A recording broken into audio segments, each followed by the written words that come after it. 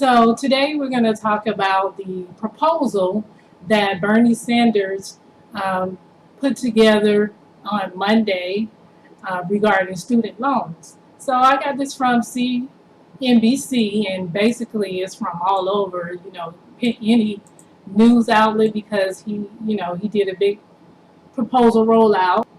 Bernie Sanders proposes forgiving the student debt of 45 million Americans. That's the name of the title of the article. So if you can, follow along with me, I'm just going to hit some key points.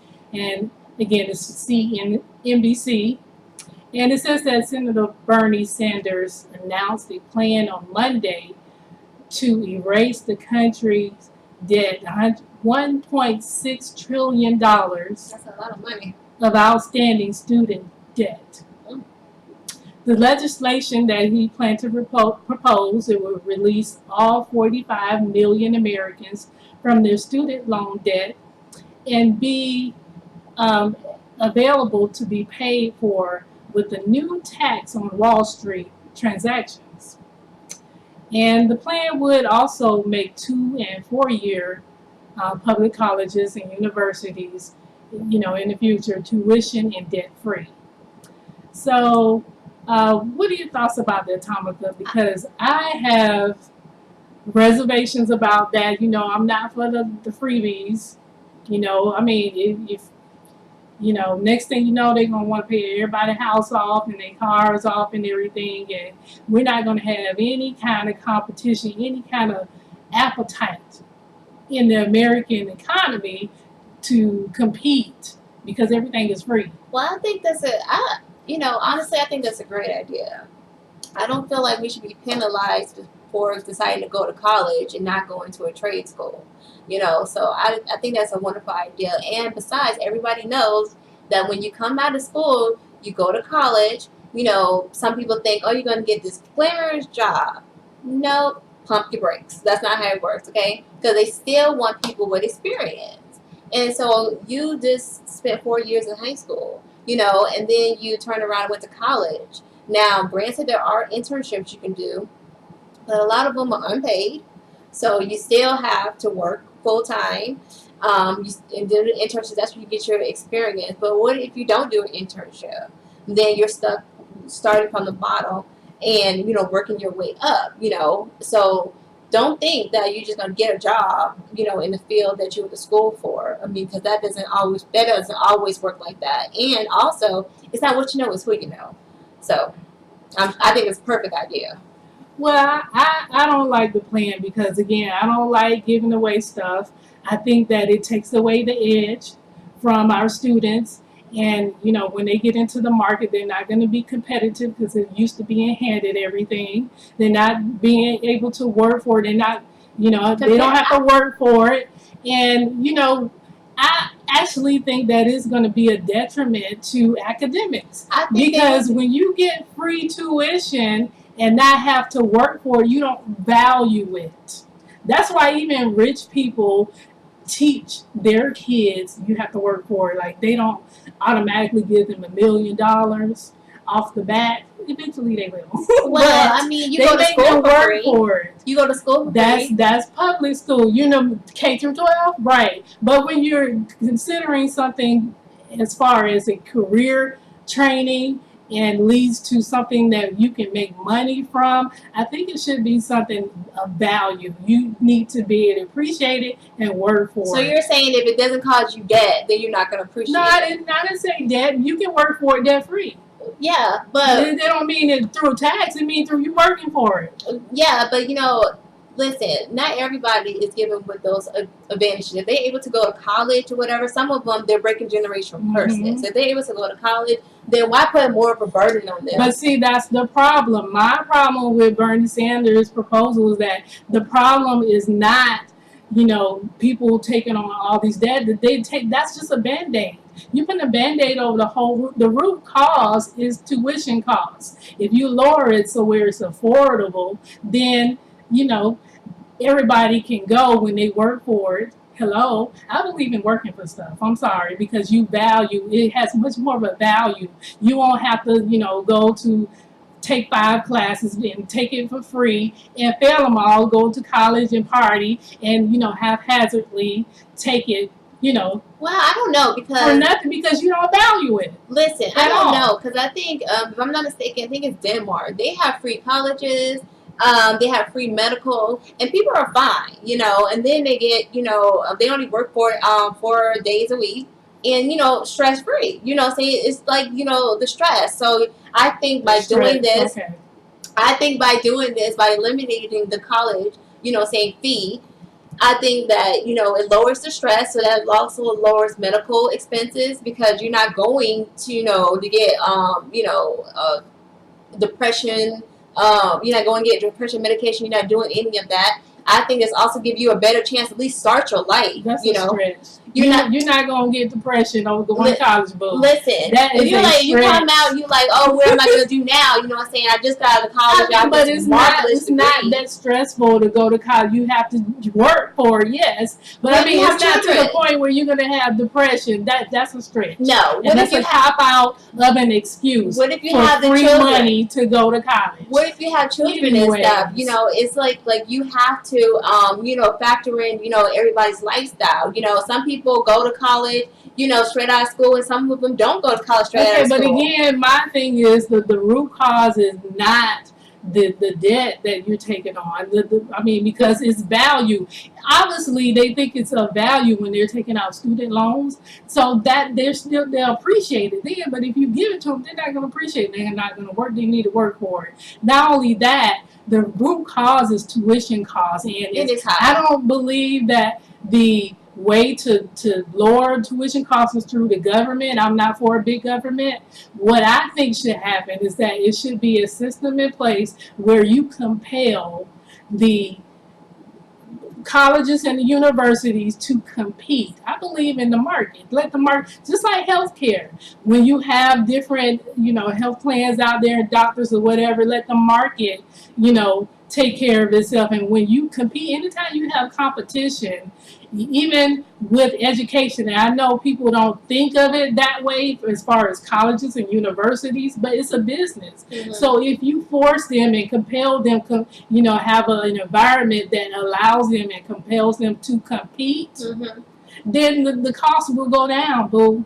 So we just need to get to a place where we, Congress can come together and figure out how they can make a market, education market competitive. Well, I'm just trying to figure out Because why is I it so don't high like the anyway? government taking over everything, because once you do that, number one, again, they won't value. People won't value what's given to you.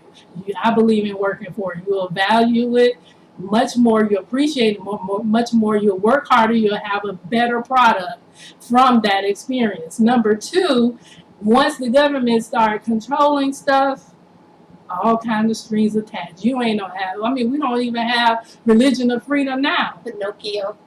Freedom of religion now. I'm just saying, we don't have freedom of religion now. We don't have freedom of speech. You guys claim we do, but we don't. We don't. So it's gonna get 10 times worse once the government step in and control everything. When you say debt-free tuition, when Bernie Sanders say that, run, Forrest, run, because it's gonna be all kinds of strings attached to it. You're not all of these campus incidents where they having these civil rights groups, and that's fine and everything, but when you have incidents and you have two different groups clashing, Mhm. and you have one usurping their will over the other and diminishing the other group's freedom of speech, it's a problem. And that's happening now. What do you think is going to happen when Bernie Sanders, if Bernie Sanders, because I don't think he's going to get elected, he's not going to make it. But anyway, anyway, that's another story. But if if you leave it up to him, he will do have all kinds of strings attached. You're not going to be able to say God, Jesus. You're not even going to be able to say Santa Claus really properly. I'm just saying. So you think that if this is implemented, then they're already taking religion out of schools, so they're really gonna have like it's going to be like, oh, it's governed under these rules, and you got to do this, and you got to do that, and you can't already. That's how they do it now, Tamika, with grants. Oh, I didn't know that. Yeah, they have all kind of strings attached with government grants. They tell you how to write the T and how thick the T they want. You know what I'm saying? So, I mean, no, I'm not for this. I'm not for this policy. I've never been for big government. I don't like government control. I don't like government taxing people and saying it's for this, because once you say it's for this, it's going to say, but you can't do this. Right. This. You know. Okay, so I don't like that. And then again, like I said before, not to regurgitate, but again, if you give a whole bunch of stuff for free, they're not going to value it. And that's not all. I that's believe not in necessarily working the case at all times. yeah, that's true. But I mean, I believe in working for what you get. You need to appreciate it. Mm-hmm. And if you work hard, academic wise, scholarships, I believe in that because you work for it.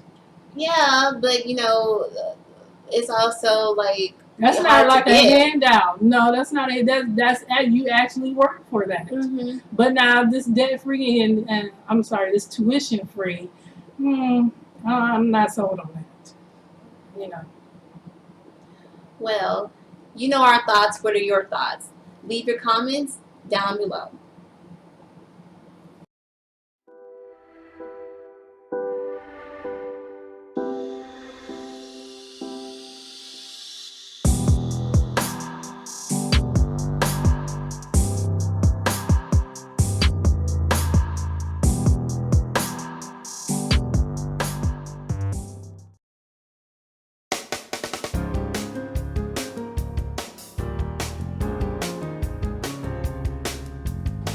Here's our empowerment tip for today.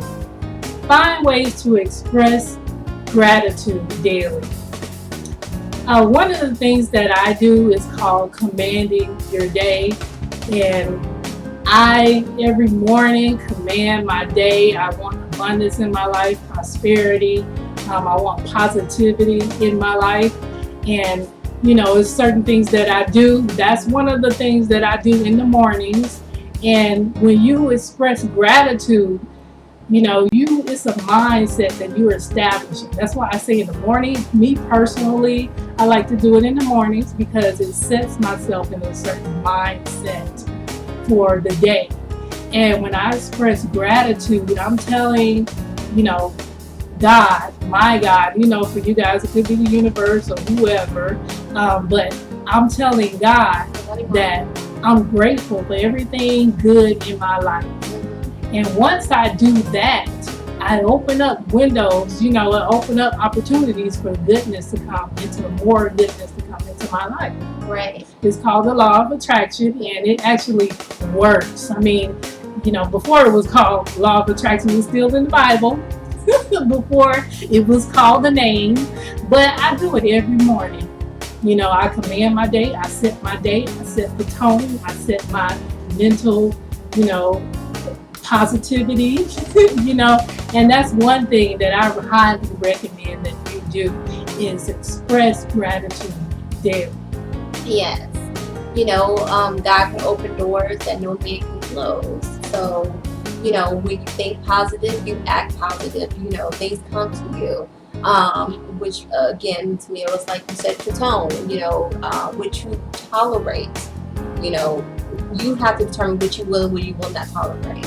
So therefore, if you tolerate negativity, you will get negativity. You will start thinking negativity. If you tolerate positivity, you will get positivity.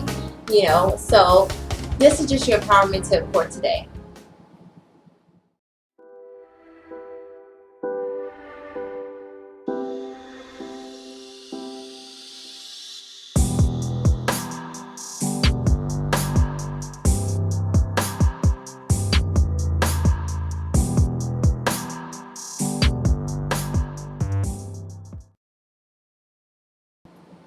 Welcome back. We're here to give you 8 tips on how to network. We got this article off of Forbes.com. You can follow along with us. Now, the first thing you want to do is start networking before you need it. So with that being said, you want to kind of put away your personal agenda. You want to actually network efficiently, get to know, saying that person, be genuine, because an advanced networker can know when you're just for yourself. Stop be self-serving and be for other people. So that's a great way to open up your opportunities. Well, also, I want to say that, you know, I network all the time, so you really can't tell if I'm networking or Mhm. being a friend. To me, that's the same thing. I'm sorry, but everybody have value. That's how I see it. And if you're in my circle, you have value. So know that you're blessed, okay?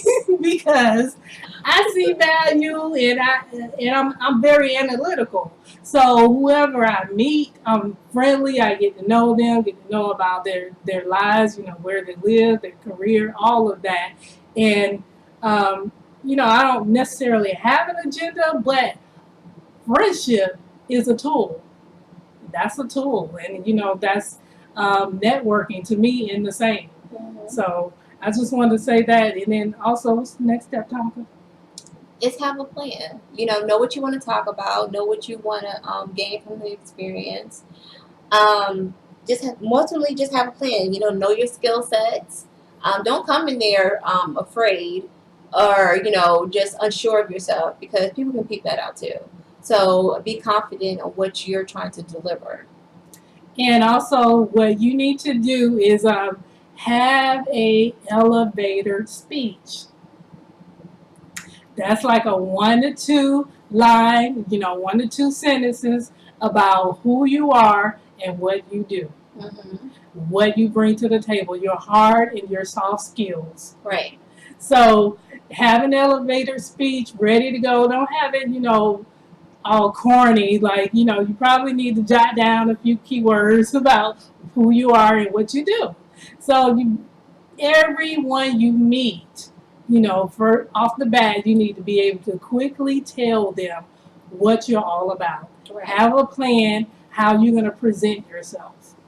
Right.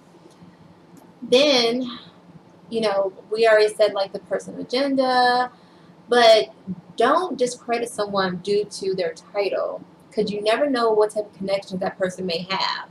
So therefore, the person can be, the clerk, the janitor, or whomever.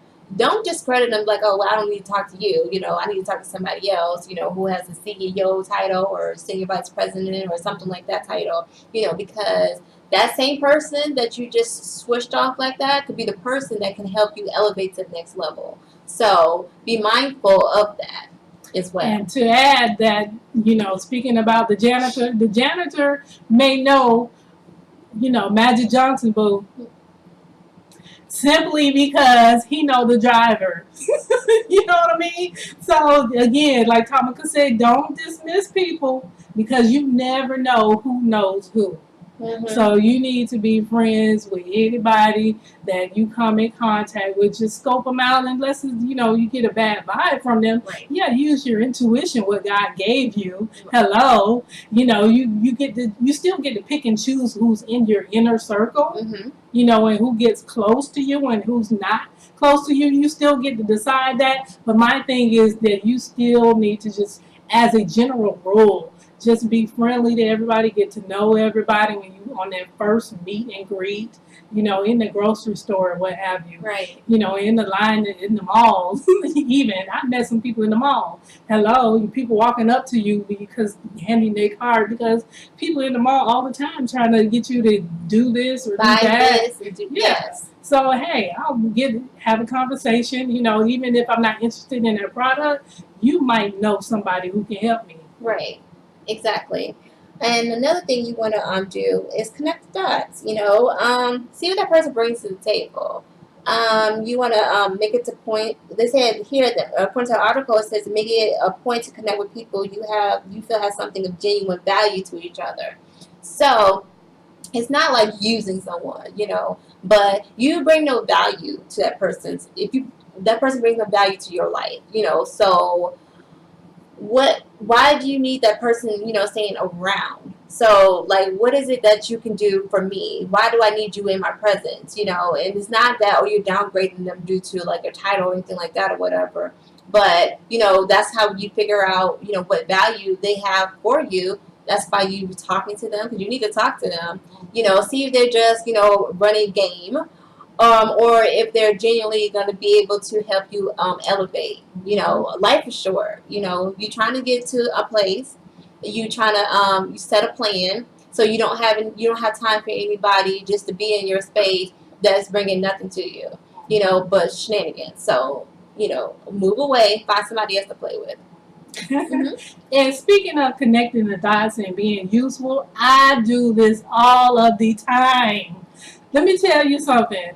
I have hooked up people in. It's just like when you have the grandmoms and the moms playing you matchmaker. It's the same thing in the business world. Hmm. And I do this all of the time. If I know somebody who, have a wedding or whatever, and I know an event planner, Boom, there you go. I connect them. And you know why? Because it presents opportunities for good karma and good opportunities to come back around to you. Right, And exactly. I'm at the place in my life where anything that I can do to open up prosperity and abundance to come, create that funnel for it to come back to me, I'm going to create any kind of good karma that I can, boo. Okay? Right. So, but I do that all the time. Because when you Like, for do real. it, somebody else is going to do it for you. Hmm. So it's not like, oh, well, I'm always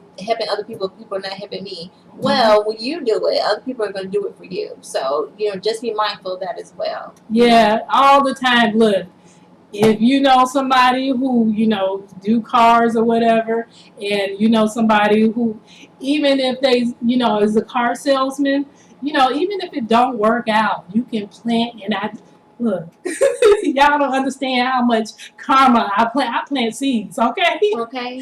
So even if it don't work out, you have put two people together with a potential ideal for business to work together. One could be, he could be washing cars for his company, or the other one could be looking out for somebody. He might be looking to finance a car that come to his detail. You know what I mean? And they might be looking for a new car just through conversation. Right. And when the guy detailing his car and they conversating, he's like, yeah, I'm getting a new one, whatever. Oh, check out my buddy at Honda.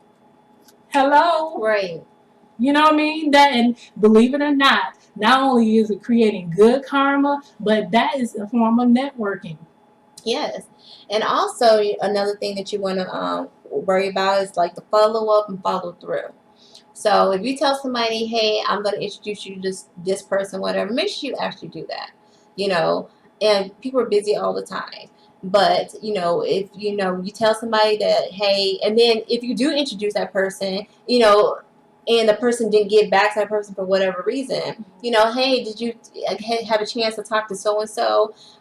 So it won't make you look like, oh, well, you told me you was gonna do this, but you didn't do it. So you want to follow up and follow through. Exactly. And then also, my follow up is a different. I don't know what you guys call follow up, but my follow up is lunch booth.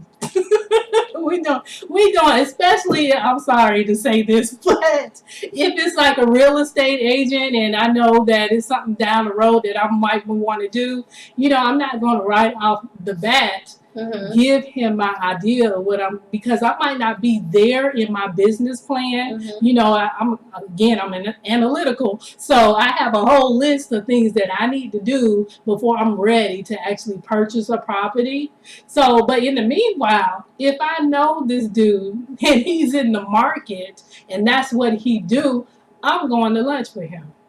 And I'm going to pay for his lunch, because guess what? We're going to be the best of friends. Right. Because even if he's not able to work things out for me down the road when I'm ready, he know his circle has somebody that I need. Right. You know, so I mean, you got to understand how this networking is. It's every opportunity you use it, okay? And it's nothing bad about it. You know, you be authentic and you're friendly. Again, you don't have to just be, you know, this superficial person. Right. You know what be I a mean? robot.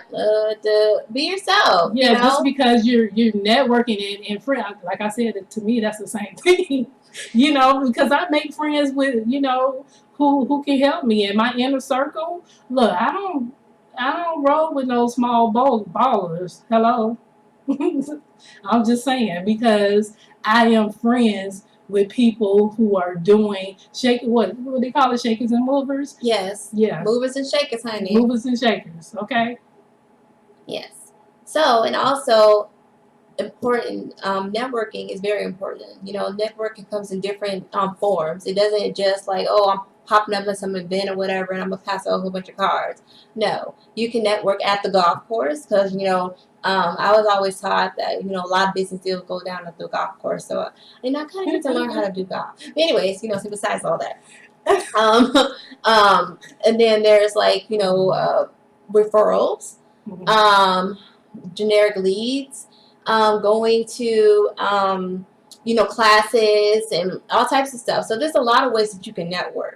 So try out everything, or, word from mouth. There's social media. There's a lot of social media platforms now. Instagram seems to be the one that's actually like, bumping or whatever. Facebook is good too. But those are just some ways that you can network. All right. Well, you heard it here first on the Tamia and Tamika Show. Thank you for watching the Tamia and Tamika Show, and be sure to check us out on Facebook, Instagram, and our YouTube channel. And continue to watch us every Sunday at 4 p.m.